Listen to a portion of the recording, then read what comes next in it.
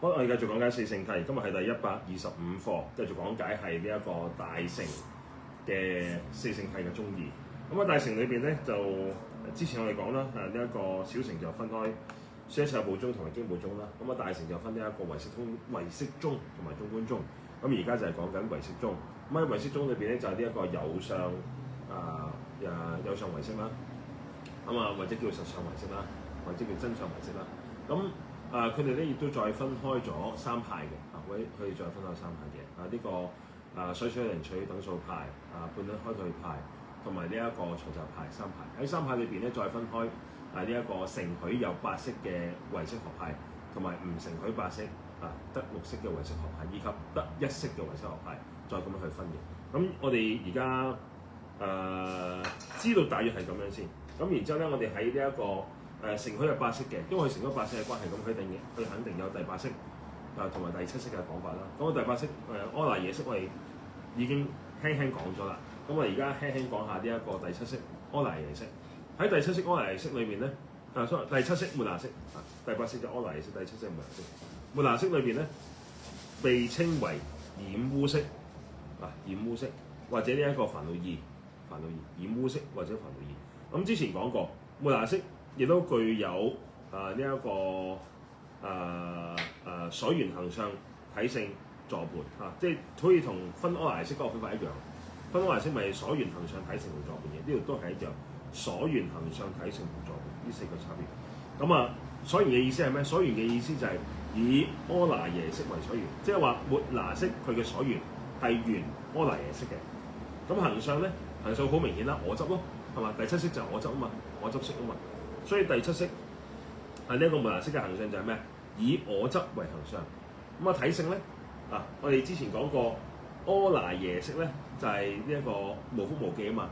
咁但係佢係末那識係我執嘅緣故，所以佢肯定係咩有覆無記基本上呢個係肯定。咁所以咧前面就講呢一個阿賴耶識嘅體性係無覆無記，而家末那識就係咩有覆無記。所以無記有兩個，一個係咩？有覆無記，一個無覆無記。末那識嗰個係有覆無記。坐伴係咩咧？就係以五遍行同埋貪等為坐伴。貪等有四個，即係五遍行加四個貪，加埋就係咩？9個啦。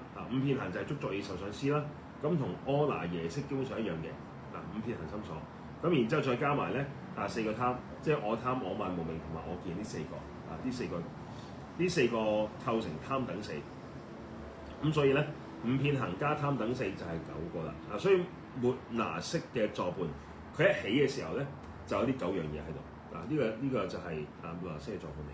咁講到坐伴一部分嘅時候咧，五遍行、貪等四，咁佢呢四個咧，由於行時同埋呢一個我貪、我慢、無明、我見呢四個行時虛行相應嘅緣故。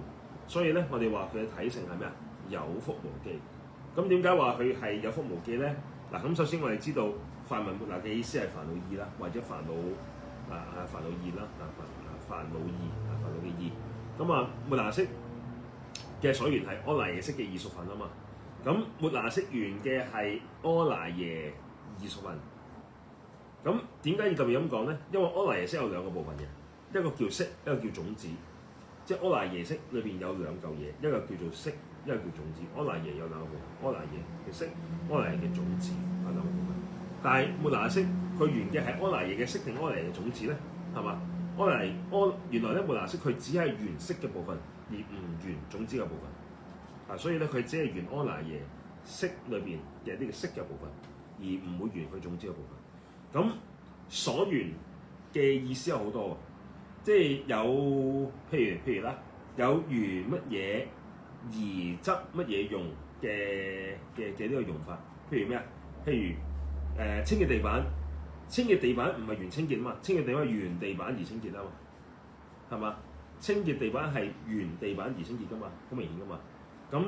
咁亦都頭先都係緣啲乜而執啲咩啦，係嘛？咁亦都有一個用法係咩就係呢一個為咗咩目的？為咗咩目的嘅？譬如咩譬如我哋清潔地板係為咗恭敬三寶，我哋清潔嗰個地板係為咗恭敬三寶，好為咗恭敬三寶而打掃。咁呢個係咪係目的咯？係嘛？所以末那識嗱，末那識咧唔係真正將阿賴耶識睇成係我嘅呢個識喎，係因為有阿賴耶識先至產生我執。緣內心嘅情況有兩個，一個係真正睇到內心，而一個係咩？因為內心嘅存在，所以話緣內心。即係一個係咩？我睇到內心而話我緣內心，而另一個就咩？因為內心存在嘅緣故而緣內心，係嘛？咁我哋可以嗱，我哋可以強烈感受到我哋內心嘅存在㗎嘛。但係呢一個並唔係真正嘅緣內心，因為緣內心嘅意思應該係因為內心自己嘅力量，從而去產生出一種想法出嚟，呢一種先至叫做緣內心。阿賴耶識佢係最根本、最終極嘅識，即係如果喺八識唯識裏邊嚟講啊，最根本、最終極嘅識，因為佢嘅存在，所以自然有我執嘅產生，就好似啱出世嘅小朋友啊，佢唔需要教嘅，就有我嘅呢一個感覺出嚟。呢個就係因為有內心嘅世界，自然帶動出我嘅呢個感覺。咁啊，一般人會認為咧，因為內心咧有強烈嘅感受，所以先至有我嘅出現。咁其實根本唔係，係有咗我之後就分出你分出咗其他嘢。有我之後他，貪瞋異相分，以此等繫屬，生一切過失啊嘛。有我之後他啊嘛，呢個第一句就已經講咗啦。所以咧喺唯識宗裏面嚟講咧，最根本就阿賴耶識。所以我執係佢帶動出嚟，係嘛？所以呢種情況底下就叫做緣阿賴耶識。所以緣阿賴耶識嘅緣阿賴耶識就咁解。其他譬如我哋之後仲有所有嘅我見自性係有覆無記仲有呢個眷屬係足等9個咁呢個我哋聽日然之後再講翻就。